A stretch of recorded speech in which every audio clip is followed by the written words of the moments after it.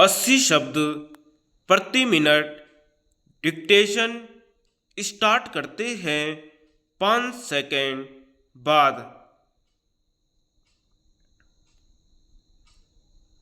श्रीमान देश की सीमाओं के भीतर अपने विचारों के अनुसार जो भारत का पुनर्निर्माण करना चाहते हैं उनके प्रति सरकार की अधिकारों का दुरुपयोग करने की भेदभाव की नीति आज स्पष्ट हो गई।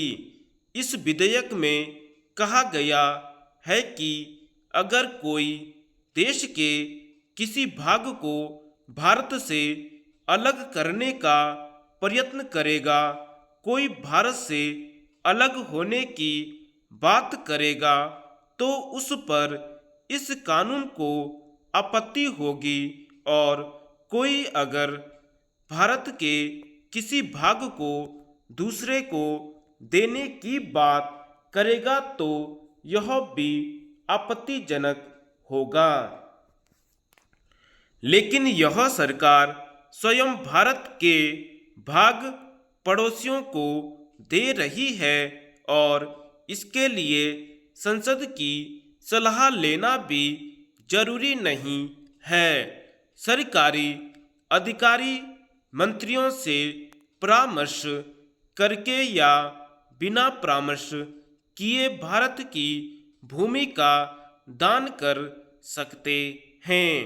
वह इस कानून के अंतर्गत अवैध नहीं होगा।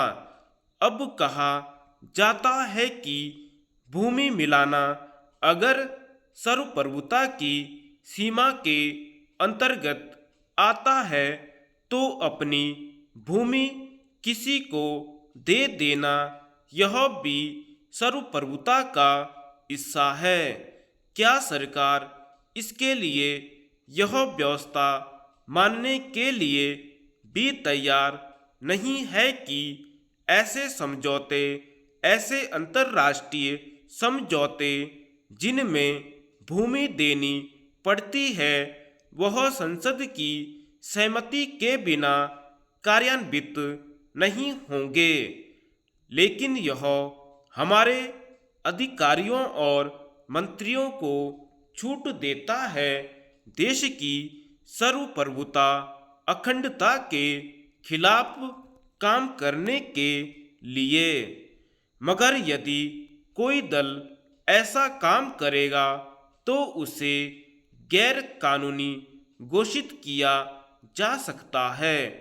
हम नहीं चाहते कोई दल ऐसे काम करे, लेकिन अगर सत्तारूढ़ दल का कोई व्यक्ति खड़े होकर यह कहे कि जो 1/3 भाग हमारे कश्मीर का पाकिस्तान के पास है वह पाकिस्तान को देकर हमें समझौता कर लेना चाहिए, तो क्या वह इस विधेयक के अंतर्गत दंड का भागी होगा?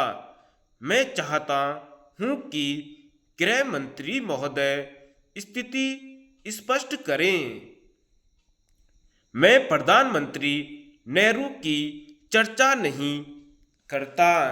उन्होंने एक बार सार्वजनिक रूप से यह अवसर दिया था, लेकिन बाद में पाकिस्तान ने नहीं माना तो उन्होंने वापस ले लिया।